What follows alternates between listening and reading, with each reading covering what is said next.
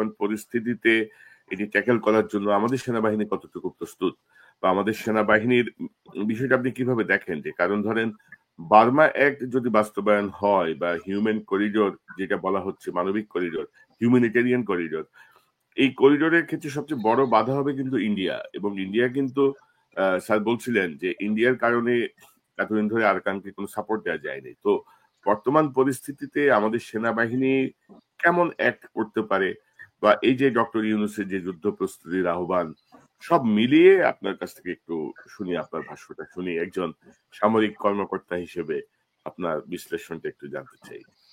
জি, আমি অধ্যাপক শহীদুজ্জামান স্যারের সাথে অলমোস্ট সব কয়টা পয়েন্টে অ্যাকচুয়ালি একমত। দুইটা জায়গায় আমি শুধু আমার ভিউটাকে এক্সটেন্ড করব এইভাবে যে আমাদের প্রথম কথা, আমরা রাজনৈতিক দলগুলাকে এই আলোচনার বাইরে রাখবো, সেটা স্যার সম্ভবত আপনিও বলেন নাই, বাট যে বক্তব্য সেটা এসছে যে এখানে prime decision maker, stakeholder, যাদের ডিসিশনটা অ্যাকচুয়ালি অন দ্য গ্রাউন্ডে, আমি যদি সময়ের সাথে এবং মানে নেসেসিটি ডক্ট্রিনে যাই, তাহলে লিড রোলটাকে আমাদের নিরাপত্তার সাথে সংশ্লিষ্ট তাদেরকেই রাখতে হবে, জাতীয় নিরাপত্তা। এবং এইটাকে আমি অফিসিয়ালি আসলে বলতে পারি না যে এটা একটা সামরিক অভিযান হবে যুক্তরাষ্ট্রের সাথে মিলিতভাবে। আমি অফিসিয়াল যে ভার্সনটা আছে, যেটা সরকার তো আসলে কিছুই বলতেছে না, অল্প একটু কথা বলছে, এটা একটা হিউম্যানিটেরিয়ান করিডোর এর প্রস্তাবনা আছে, এবং যে ক্ষেত্রে বাংলাদেশ নীতিগতভাবে সম্মত, সরকার থেকে এই কথাটা আসছে। সেইটা যদি আমি সেইভাবে মনে করি, একটা প্যাসেজ তৈরি হবে যেখান থেকে মানবিক সাহায্যগুলা পৌঁছাবে আরাকানের সাধারণ বা নিপীড়িত জনগণের কাছে, যারা অনেক কিছু থেকে বঞ্চিত যেহেতু তারা এনসার্কেলড। সেইটার আলোকে আমাদের আর্মির প্রস্তুতি, আমাদের সরকারের প্রস্তুতি, সেটা কোনো চ্যালেঞ্জিং কিছু না। বাট আমরা যদি অ্যাকচুয়ালি ভাতের নিচে শাকে দেখি যে, সরি, শাকের নিচে মাছ কতটুকু আছে, সেই জায়গাতে যদি তাকাই, আমরা প্রফেসর শহীদুজ্জামানের বক্তব্যের সাথে মিলাই আমি বলতে চাই যে হ্যাঁ, অবশ্যই এখানে সেনাবাহিনীর পরিকল্পনা, সেনাবাহিনীর সক্ষমতা এবং অভিজ্ঞতা, সেটা খুবই বিবেচ্য একটা ব্যাপার। দেখেন, উনি বলেছেন জাতিসংঘ এবং অন্যান্য পরিস্থিতিতে বাংলাদেশ সেনাবাহিনীর যে সাফল্যের কথা এবং আমাদের যে লিডারশিপ আছে তাদের কথা বলেছেন। এর বাদে আরো একটা জিনিস কিন্তু খুব ইম্পর্টেন্ট, যেটা একটু মিসিং আছে।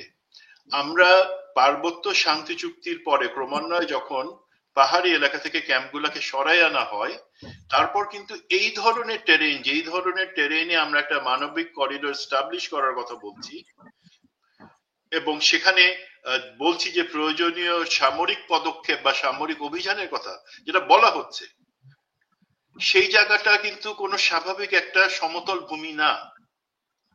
রাখাইনের সেই অঞ্চলটা কিন্তু হচ্ছে আমাদের যে পাহাড়ি এলাকা সেই রকম, এবং এই পাহাড়ে যুদ্ধের অভিজ্ঞতা, পাহাড়ে সামরিক অভিযানের অভিজ্ঞতা, ইভেন লজিস্টিক মেনটেন করার অভিজ্ঞতার জায়গা থেকে কিন্তু আমরা গত অলমোস্ট 28টা বছর সম্পূর্ণভাবে বিচ্ছিন্ন। ক্যাম্পগুলাকে গুটে আনবার পরে আমাদের এখনকার যারা সৈনিক, কেউ তো 28 বছরের চাকরিতে নাই, বাট হ্যাঁ, লিডারশিপে যারা তারা আছেন, আমরা সেখানে একই সাথে জেনারেল মুশফিকের কথা বললেন, জেনারেল মিনাজ আছেন টেন্ডিভে, the finest of the officers, তাদের প্রজ্ঞা, সামরিক জ্ঞান, এবং একই সাথে প্রধান উপদেষ্টার যে মিলিটারি সেক্রেটারি আছে জেনারেল ফেরদৌস, এই তিনজনের মাথাটাকে যদি আমি এক করি, যে হ্যাঁ, অবশ্যই রণকৌশল, সামরিক জ্ঞানের ব্যাপারে তারা অত্যন্ত অত্যন্ত মেধাবী, এবং আমি বলবো আমি তাদেরকে একদম A+ রাখবো। এখন কিন্তু প্রস্তুতিটা হচ্ছে যে আমাদের লজিস্টিক যে সেট আপ আছে, যে আমরা যে প্রশিক্ষণে যে ট্যাকটিক্স ফলো করি অথবা আমাদের যে প্রসেসটাকে ফলো করি, এবং মাঠ পর্যায়ে আমাদের যেই সৈনিকরা আছে, ব্যাটালিয়ন্স গুলো আছে, তাদের কারো আসলে ওইভাবে পার্বত্য এলাকায় সামরিক অভিযান, সেটা একটা পিসফুল সামরিক অভিযান হোক অথবা হেভি এঙ্গেজমেন্ট হোক, যেটা আমি আশঙ্কা করি না, তার অভিজ্ঞতা থেকে কিছুটা আমরা দূরে আছি। সেটাই আমার কাছে শুধুমাত্র একটা চ্যালেঞ্জ মনে হচ্ছে, বিকজ বাকি যেই চ্যালেঞ্জের জায়গা থাকা স্বাভাবিক এবং আসল চ্যালেঞ্জ লজিস্টিকটা কিভাবে মেট আপ করা হবে, এই প্ল্যানিং এর পর্যায়ে আমাদের এয়ার অ্যাসেট এবং এয়ার কভার গুলা কিভাবে আসবে। আমরা আমাদের বিমান বাহিনীর সক্ষমতা জানি, বাট তার সাথে সাথে আমাদেরকে অবশ্যই নিশ্চিত করতে হবে কমপ্লিট এয়ার সুপ্রিমেসি থাকবে সেই জায়গাটাতে। সেই সময় সেই জায়গাটা কিন্তু একটা ধারণা আছে যে যারা এই উদ্যোক্তা, এই অভিযানটার অথবা জাতিসংঘের পক্ষ থেকে হিউম্যানিটেরিয়ান করিডোরের জন্য তারা সেটা নিশ্চিত করেছেন যে তারা সেই জিনিসটা দেখবেন। দেন আসছে সরবরাহটা ঠিক মতো পৌঁছানোর জন্য আমরা কি ধরনের বাধার সম্মুখীন হব সেই জায়গা সম্পর্কে আমাদের কি তথ্য, এবং আমরা যেটাকে গোয়েন্দা তথ্য বলি, সামরিক গোয়েন্দা তথ্য, সেই জিনিসগুলোর ক্ষেত্রেও আমরা সহযোগিতা পাবো, সেটা বলা হচ্ছে পূর্ণ সহযোগিতা পাবো।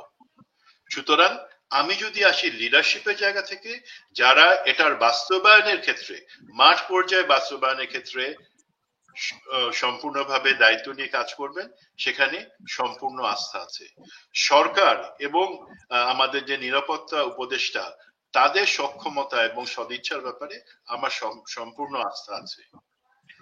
এই ক্ষেত্রে আমাদের একটা চ্যালেঞ্জের জায়গা বলা হচ্ছিল, ইনফ্যাক্ট যে কারণে আমি এই জিনিসটা নিয়ে আগে বেশ কয়েকবার আপনি বলেছেন আমি আলাপ করতে চাই নাই, যে আমাদের মধ্যে কিছু মহল থেকে একটা ভীতি ছিল যে একদিকে ঠিক আছে যে আমরা তো হচ্ছি মানে গরিবের বউয়ের মতো, অথবা অনেকে এক্সাম্পল দিয়ে বলছিল যে রবীন্দ্রনাথের সেই 2 বিঘা জমির মতন, যে আমাদেরকে উপেনের মতন বলা হবে যে এটা করো।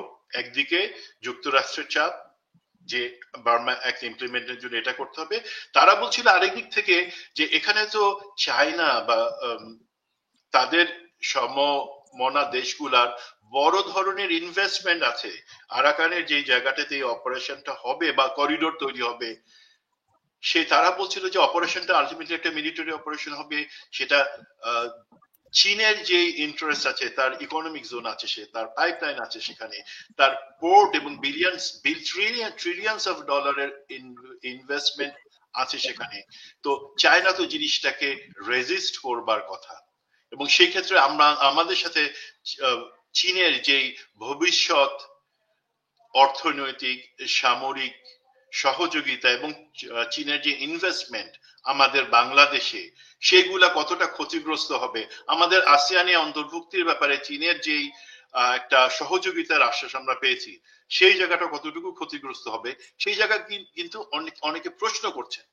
বাট আমি এই জিনিসটাতে কিছুটা আশ্বস্ত যে দেখেন, চীনের দিক থেকে সম্ভবত তেমন কোনো আপত্তি আসলে নাই, এটা আমার ধারণা। বলছি যেহেতু আমি কিছু তথ্য আমার কাছে আছে যে আন্ডারহ্যান্ডে কিন্তু যুক্তরাষ্ট্র চীন তার এই একটা আন্ডারস্ট্যান্ডিং আসছে যে না, তারা একে অপরের সাথে এই জায়গায় যদি একটা অভিযান হয় সেক্ষেত্রে চীনের স্বার্থ সংহত করা হবে, এটাই কিন্তু চীনের দরকার। তাহলে বাকি থাকলো স্টেক হোল্ডার কে? ভারত।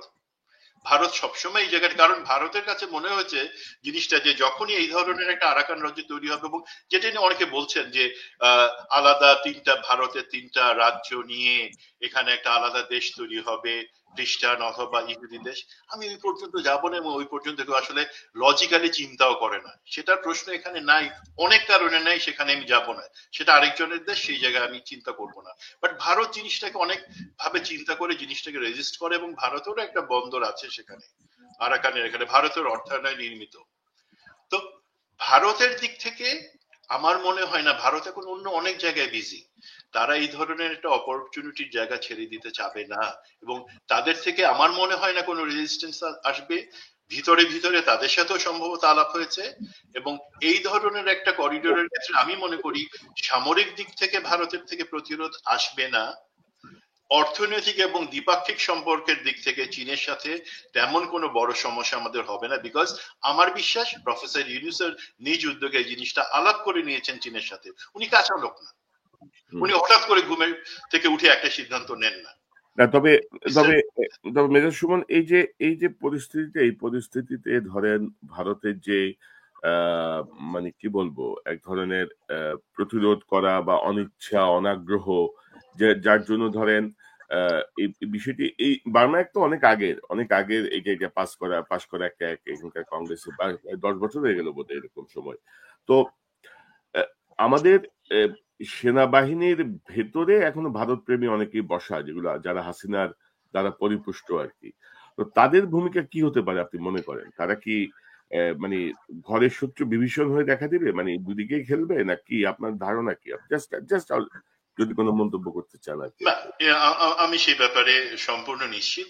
প্রথম কথা, আহ, তারা নিউট্রালাইজড, এবং আগে এই রামুর জিওসি ছিল মেজর জেনারেল সারওয়ার, সে এখন টি বোর্ডে আছে।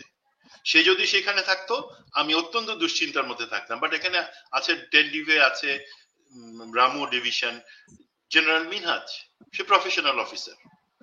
দেন 24 ডিভে জেনারেল মুশফিক। আমি তো সবসময় বলি আমার চোখে আদর্শ যে অফিসার, যে ভবিষ্যতে বাংলাদেশ সামরিক বাহিনী পরিচালনার জন্য, জেনারেল মুশফিকের নাম আমার কাছে মাথায় সবসময় আসে। ফাইন্যান্স অফিসার, সামরিক দিক থেকে, ব্যবহারিক দিক থেকে। আরো সুপ্রিম লেভেলে, আরো সুপ্রিম কমান্ডের ক্ষেত্রে কি কি এটা তারা তো জেনারেল ওয়াকারের সাথে আলাপ করেছেই, এবং আমি এই দিক থেকে আশঙ্কাটা করি না। শঙ্কার যে জায়গা গুলা থাকবার দরকার, দেখেন একটা জায়গায় আমি মনে করি বাংলাদেশ সেনাবাহিনীর ভিতরে এই জিনিসটা সবাই বুঝেন যে একই সাথে এটা একটা চ্যালেঞ্জ, এবং চ্যালেঞ্জের বিপরীতে একটা অপরচুনিটি। চ্যালেঞ্জ কি?